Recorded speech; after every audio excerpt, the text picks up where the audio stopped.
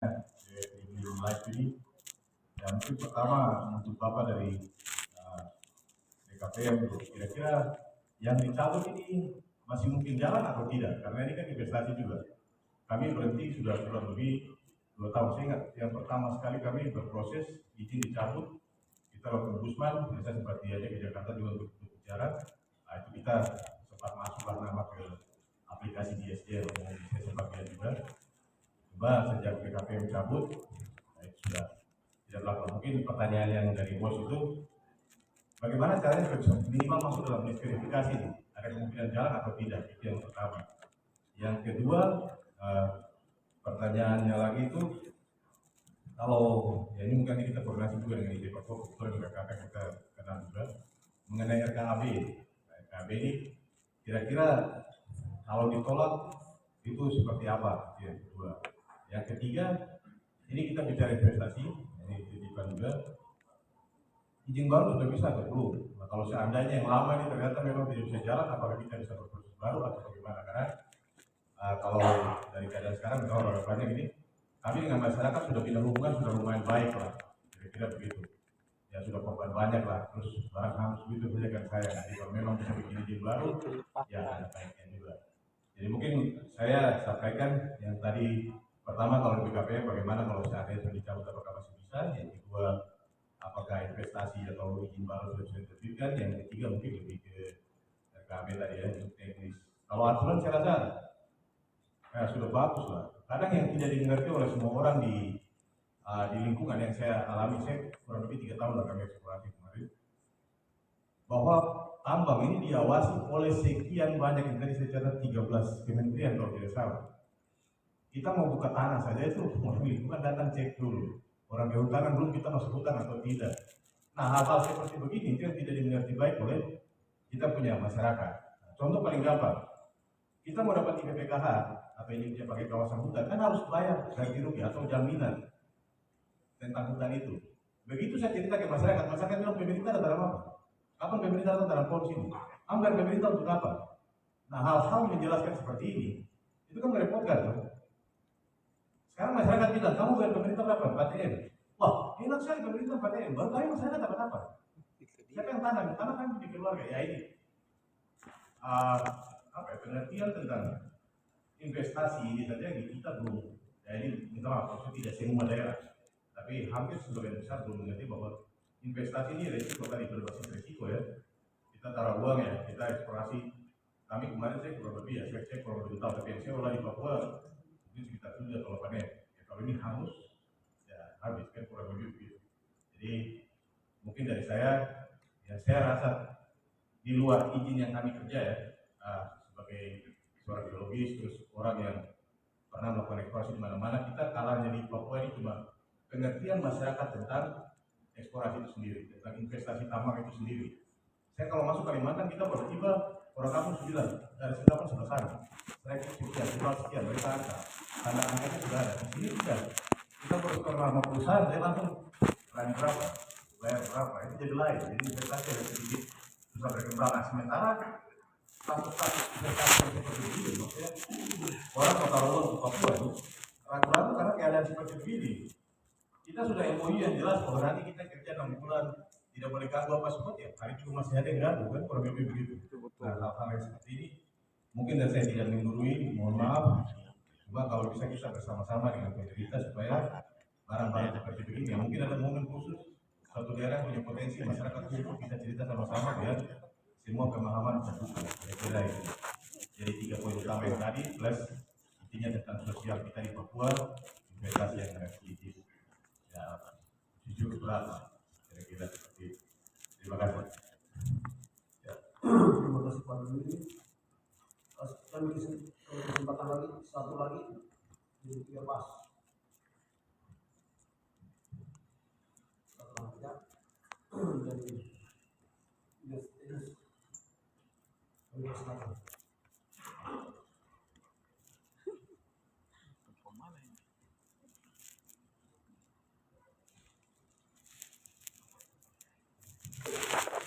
Baik, selamat siang Bapak Ibu yang saya hormati. Nama saya Iwan Ayomi dari Dinas SDM Provinsi Papua. kedua. Terima kasih untuk kesempatan yang diberikan. Pertanyaan ini saya tujukan kepada Pak Satya dari Jawa terkait dengan PNBP, penerimaan negara bukan pajak. Jadi kita tahu ada namanya iuran tetap, kemudian ada royalti dan juga penjualan hasil tambang. Nah, iuran tetap ini nanti dibagi jadi berapa, Pak? Apakah eksplorasi sendiri dan juga produksi? Dan untuk kewenangan yang diberikan kepada provinsi sekarang hanya STBP dan MPLB dan kalau saya tidak salah IBR ya, revisi dari Undang-Undang PMK nomor 4 masuk ke Undang-Undang 3 tahun 2020 ya. Nah, untuk daerah sendiri dari iuran tetap ini itu dialokasikan ke TPH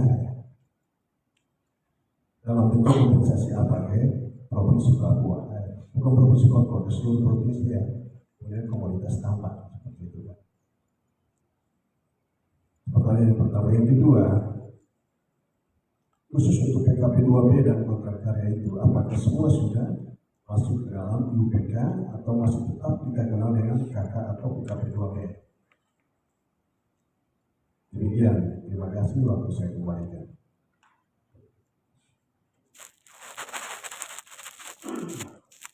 Terima kasih.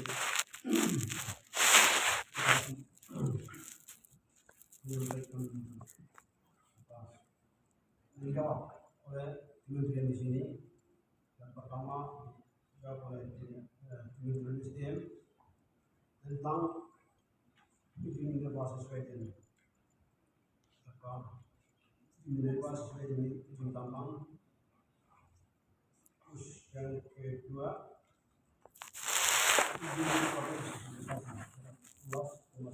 izin provinsi yang tidak ada tempat yang lebih dan satu provinsi ini perlu menyampaikan secara baik, menyampaikan ke masyarakat di bawah lagi tentang sosialisasi tentang penanaman baru. Ini yang ketiga adalah dari BKPM tentang cara mendapatkan investasi OSS. Yang kedua adalah bagaimana melakukan proses cara aplikasi itu lebih baik.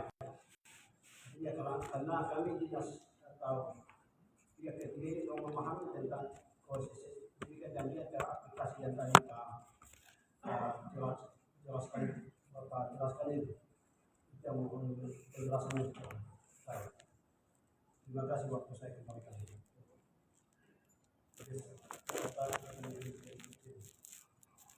Baik Pak, terima kasih. Yang pertama terkait transfer ya Pak. Transfer, Bapak punya tambang atau enggak? Ada tambangnya atau enggak? Atau cuman transfer aja? Ya, tambahnya ada kecil saja Pak. Mungkin Udah izin apa dulu? Terima dulu izin apa? Iya. Izin penambangan. Kalau ada tambangnya, walaupun hektar Bapak tetap harus IP. Tapi ketika nanti misalkan tambangnya itu sudah habis ya, sudah habis, izinnya habis, maupun misalkan cadangannya habis, tinggal transfernya ada, itu tidak perlu IUP. Karena transfer itu atau dulu namanya IUPK pengolahan dan pemurnian, ini pengolahan batuan. Saat ini di Undang-Undang 3 2020 menjadi IUI, izin usaha industri. Jadi nanti larinya ke Kemenperin kalau cuma transfernya aja Pak. Ya, kalau misalkan nanti transfer ini Bapak bisa ngambil dari pemegang IP sekitarnya, tidak harus punya tambang. Kalau punya tambang, tetap wajib IUP, itu bedanya, gitu Pak. Jadi nggak ada masalah kalau misalkan nggak punya tambang, itu nanti larinya nggak harus IUP Pak, tapi UI, izin usaha industri. Nah, izin usaha industri nanti pengajuannya lewat OSS juga sama ya, paham ya. Lewat OSS nanti itu nanti di bawah pengawasan Kementerian Perindustrian. Kalau transfernya aja. Ya. Ya, itu Pak. Kalau misalkan nanti Bapak tidak misalkan di aktanya atau di NIB-nya itu tidak bergerak di bidang pertambangan, misalkan ada badan usaha yang tidak bergerak di bidang pertambangan, tapi dapat proyek dari pemerintah atau BUMN atau BUMD ya untuk mengerjakan proyek konstruksi atau misalkan pendangkalan sungai atau pendangkalan pelabuhan, itu juga bisa mendapatkan izin namanya IUP untuk penjualan. IUP untuk penjualan itu diberikan kepada badan usaha yang tidak bergerak di bidang pertambangan, misalkan di bidang konstruksi atau di bidang perhubungan ya. Dia dapat proyek untuk mendapatkan proyek pemerintah. Misalkan bangun suatu lahan, ternyata ada bukit ya, di mana itu dia perlu pematangan lahan atau pengerjaan untuk dibangun suatu proyek pemerintah. Batu yang bukit itu bisa diambil dan dijual, tapi dia harus mengurus namanya IUP untuk penjualan. Jadi hanya satu kali dan volumenya sesuai dengan apa yang sesuai dilakukan pada saat verifikasi untuk penjualan itu. Jadi sekali habis. Sama halnya ketika misalkan ada proyek pendangkalan pelabuhan, harus ngambil pasir gitu ya, itu dilakukan oleh pihak ketiga yang dikontrak oleh BUMN atau BUMD pengelola pelabuhan gitu ya. Itu bisa juga diberikan namanya IUP untuk penjualan. Jadi diambil pasirnya, walaupun pemegang badan usaha ini tidak bergerak di bidang pertambangan, dia bisa dapat izin namanya IUP untuk penjualan yang masa berlakunya itu sesuai dengan jumlah volume atau tonase yang diberikan pada saat verifikasi IUP tersebut. Itu kalau tadi tambahan. Misalkan badan usahanya tidak bergerak di bidang pertambangan. Kalau kasusnya Bapak tadi kan dia punya cluster, dia punya IUP, punya tambang, maka tetap harus IUP Pak. Kecuali kalau misalkan Bapak punya clusternya aja, Bapak punya clusternya aja nggak harus IUP. Sekarang namanya izinnya menjadi IUI, izin usaha industri, dan itu diurus oleh OSS dan di bawah Kementerian Perindustrian. Gitu Pak penjelasan saya. Gitu. Berarti Pak mungkin belum jelas. Sudah jelas Pak. Yang pertama kan kita tidak tahu belum diarahkan suruh urus IUP, makanya kita urus. Iya. Sekarang kalau misalkan Bapak cuma punya pabriknya aja atau pengolahannya itu nggak perlu izin IUP Pak. Tapi cukup IUI kalau nggak punya tambangnya. Dan itu bisa mengambil bahan batuan dari pemegang IUP, IPR ataupun SPB, nggak ada masalah. Gitu Pak. Terima kasih Pak. Ya. Kemudian yang kedua, nama izinnya apa Pak? Yang dicabut oleh BKPM?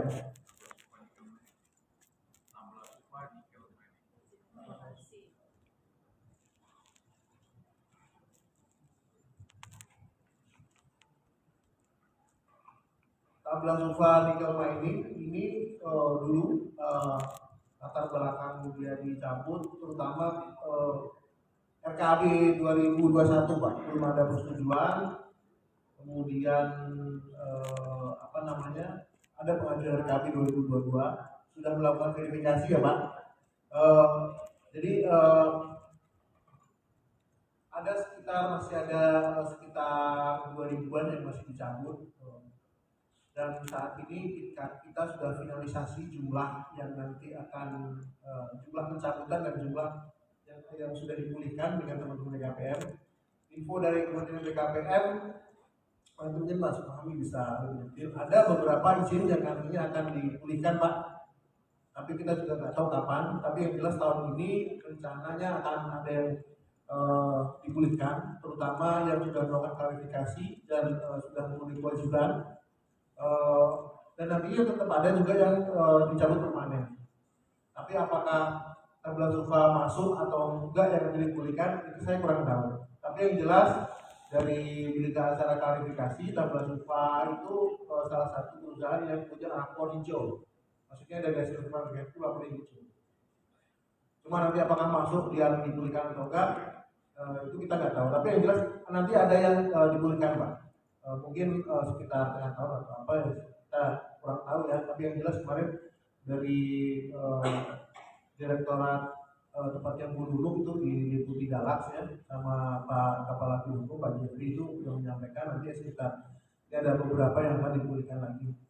Jumlahnya mungkin ya ada beberapa gitu ya, dengan kriteria-kriteria. Tapi kita nggak tahu apakah perusahaan Bapak masuk. Terus kemudian untuk RKAB apa Pak yang dimaksud Pak? RKAB logam atau bukan logam atau gimana logam? Yang logam, kenapa ditolak gitu ya? Ya, RKAB umumnya ditolak. Penolakan RKAB itu pertama susunan pengurus atau pemegang sahamnya yang tercantum pada saat pengajuan itu berbeda yang ada di MODI Pak. Itu yang pertama. Terus yang kedua, umumnya itu pengajuan untuk produksinya itu berbeda dengan persetujuan FS. Jadi makanya beberapa perusahaan itu kemudian mengajukan addendum FS biasanya. Dan addendum FS itu dibuktikan dengan adanya cadangan yang sudah diverifikasi oleh competent person. Jadi competent personnya juga harus terdaftar Pak di baik di Perhapi atau di Haki ya, tergantung dari competent person final apa gitu. Itu sih Pak umumnya rata-rata penolakannya seperti itu. Jika sudah diperbaiki dan memang saat itu untuk mineral karena prosesnya berbeda dengan proses kalau di batu bara mereka menggunakan RKAB Pak, aplikasi RKAB. Kalau di mineral karena beberapa kali ada error sehingga kami masih menggunakan yang manual Pak, jadi dikirimkan lewat email gitu Pak. Dan kami saat ini masih berproses Pak untuk pengajuan perbaikan ya Pak, perbaikan itu masih kita terima dari pengajuan RKAB 2023. Itu terkait RKAB dan memang tadi sesuai dengan masukan dari Bapak, mungkin dari Pemda Papua ya, itu sangat ini Pak. Memang kegiatan eksplorasi itu adalah masa-masa di mana kita bakar duit Pak. Kita bakar duit juga sebenarnya. Apalagi untuk logam ya. Logam itu apalagi kalau logam itu sifatnya hidrotermal misalkan. Kalau aluvial mungkin kita bisa lihat ada di lebih mudah proses eksplorasinya. Tapi kalau di hidrotermal itu di bawah tanah kita harus melakukan kegiatan eksplorasi yang sifatnya masif ya, entah itu pengeboran, entah itu melalui resistivitas, anomali gaya berat ya, dan lain-lain yang sifatnya itu membutuhkan biaya tinggi. Ya memang di tambang itu padat teknologi, padat biaya, padat risiko. Yang memang menjadikan kegiatan pertambangan itu unik. Dan itu mungkin yang perlu dilakukan sosialisasi dengan masyarakat bahwa tidak semua kegiatan pertambangan itu langsung menghasilkan ya, apalagi untuk mineral logam. Kita tahu bahwa mineral logam itu membutuhkan metode eksplorasi tertentu yang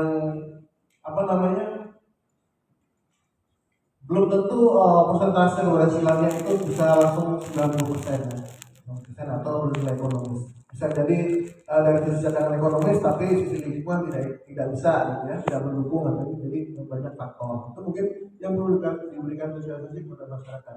Kalau di kami biasanya itu bersama-sama dengan Kementerian Lingkungan, kemudian dengan bagian hukum ya, biasanya memberikan sosialisasi itu bersama-sama begitu ya, dan Kementerian Kesehatan terutama ya. Apalagi kalau misalkan wilayahnya itu merupakan wilayah yang membutuhkan banyak pengetahuan terkait pertambangan. Bahkan kami Pak, terutama di Kementerian Pertambangan sendiri itu banyak memberikan sosialisasi Pak kepada teman-teman lintas sektor. Karena kalau kita bilang wilayah pertambangan gitu ya, teman-teman lintas sektor tentang kemudian kemudian mereka menganggap bahwa semua wilayah yang dikami sebagai wilayah wilayah izin itu akan semua ditambang. Padahal tidak. Nah, itu yang sering kami berikan pemahaman bahwa ada wilayah-wilayah yang berpotensi, ada wilayah buffer, ada wilayah yang digunakan untuk pembangunan sarana prasarana pendukung. Itu yang mereka kadang-kadang baru tahu, ternyata begitu ya, ternyata begitu ya. Itu yang bahkan di level kementerian saja Pak, kami masih sering memberikan sosialisasi Pak, apalagi kepada masyarakat yang notabene awam terhadap kegiatan pertambangan. Kemudian dari Dinas SDM Provinsi Papua Tengah dari Pak ya, Papua ya, bahwa untuk IUP MBLD, SIPB dan IPR untuk DPH-nya seperti apa gitu Pak ya? Saya nggak kurang dengar tadi apa namanya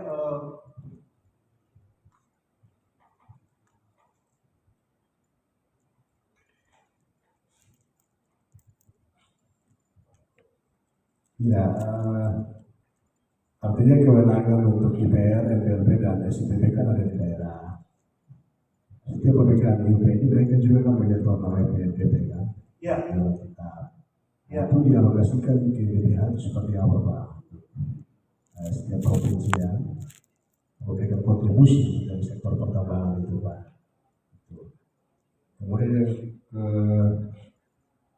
kedua itu terkait dengan yang kedua saya dengar yang kedua. Yang pertama itu apakah UPMBLB, SIPB, IPR itu PNBP-nya berupa apa gitu Pak ya? Ya berupa apa? Oke. Jadi IUP Gabungan Logam Batuan, kemudian SIPB itu ada pembayaran iuran tetap Pak.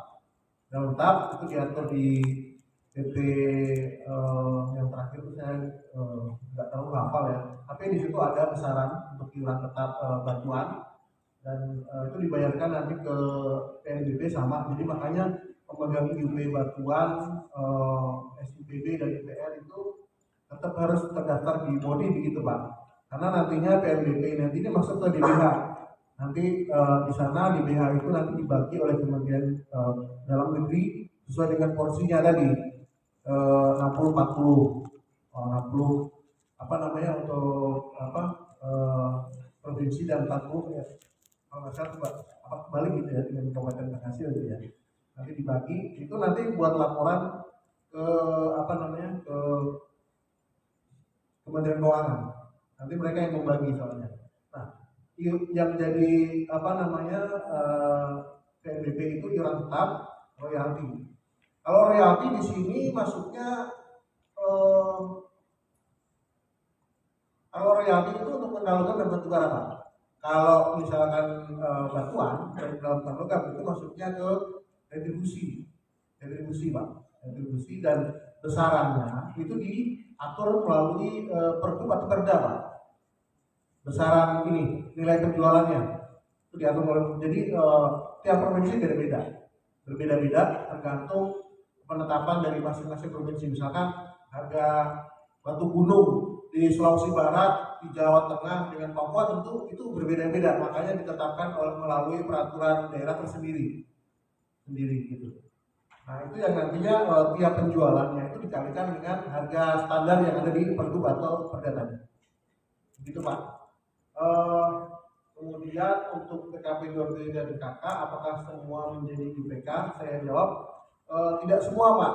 Jadi KK dan TKP 2B itu ada generasi-generasinya. Ada generasi 1, generasi 2, generasi 3 dan terakhir generasi 7 kalau untuk KK ya. Dan itu tergantung kontraknya habis tahun berapa gitu. Contoh kayak misalkan Freeport itu kan dia habis kontraknya itu di 2017 sehingga dia mengajukan UPK di tahun 2017 sehingga terbitlah UPK-nya itu tahun 2017 kemudian kayak Aman itu 2018, kemudian Vale atau Indigo itu habis di 2025 dan dia sekarang mengajukan UPK. Jadi artinya kalau UPK itu diajukan ketika kontraknya sudah mau habis Pak, sudah mau berakhir. Kalau dia masih panjang, misalkan kayak yang sekarang di Papua itu ada Juliana Mutiara Unggul ya, kemudian ada Juliana Mutiara Maini gitu ya, itu masih panjang kan, jadi mereka belum mengajukan untuk proses UPK Pak. Saat ini UPK baru 9 Pak, itu adalah hasil dari UPK dari kontrak baik kontrak karya maupun PKP 2B yang sudah berakhir masa berlakunya dan sudah mengajukan perpanjangan. Demikian Pak jawaban dari kami. Terima kasih Pak. Satu lagi pertanyaan saya tambah apa? Sudah tahu apa dari Kementerian SDM. Apakah dengan undang-undang otonomi khusus untuk provinsi Papua, UPK itu kita bisa wilayah ditarik kembali ke provinsi, tapi dalam hal ini kita siapkan perkasi peraturan daerah provinsi. Kalau di undang-undang 3 2020 kan sudah ditarik wilayah di pusat. Apakah bisa wilayah kita kembalikan ke provinsi? Walaupun delegasian dari Kementerian SDM, tapi juga kami buat fondasi. Jadi izin bisa dikeluarkan oleh gubernur, tidak harus kita kirim ke KPU pusat. Terima kasih. Ya, saat ini memang sepengetahuan kami Pak di plan perizinan untuk kontrak karya ataupun PK2B itu ketika dia habis dan ada penjutan, nah, maka wilayahnya itu bisa ditetapkan lagi ya jadi UP atau jadi UPK. Nah, masalah perizinannya ketika dia memang mineral logam atau batu bara itu kembali ke Undang-Undang 3 2020 Pak. Jadi kewenangan pemerintah pusat. Kecuali kalau misalkan kontrak karyanya itu mineral bukan logam, seperti misalkan Paragon. Paragon itu kan ada kontrak karya yang komunitasnya itu mineral bukan logam. Itu ketika dia habis atau misalkan menciut gitu ya, itu wilayahnya ya diserahkan kepada pemerintah provinsi karena komunitasnya mineral bukan logam Pak. Selama dia mineral logam atau batu bara maka balik ke Undang-Undang 3 Pak. Jadi kembali ke pemerintah pusat. Gitu Pak. Pak, provinsi yang mewajibkan usaha mereka bisa mengeluarkan izin usaha pertambangan logam. Kenapa kita Papua tidak bisa? Padahal kita Papua juga diberikan kewenangan melalui undang-undang otonomi khusus Pak. Yang mana Pak? Provinsi Aceh Pak. Provinsi Aceh. Ya. Itu kan bisa jawab soal itu. Ya. Aceh itu mempunyai konon ya Pak ya. Dia konon. Dia nanti coba ditanyakan ke Kementerian Dalam Negeri Pak, makanya apakah undang-undang otonomi Aceh itu sama dengan undang-undang otonomi Papua dalam hal pendidikan pengelolaan pertambangan Pak. Saya kurang paham soal ini. Karena setahu saya kemarin itu kita juga masih belum menerima izin-izin yang logam dan batu bara yang diterbitkan oleh pemerintah Aceh di dalam sistem kita Pak. Kita masih menolak karena tata cara pemberian perizinannya tidak mengikuti sistem yang ada di atau perundangan di Minerba. Dalam hal ini Undang-Undang 4 2009 dan Undang-Undang 3 2020. Makanya kemudian mereka itu izin-izinnya itu tidak bisa melakukan penjualan saat ini. Penjualan maupun kegiatan apapun yang terkait dengan pertambangan Pak. Perubahan susunan pengurus, pengajuan pinjam pakai itu mereka terkendala. Itu Pak, tahu saya gitu Pak. Terima kasih.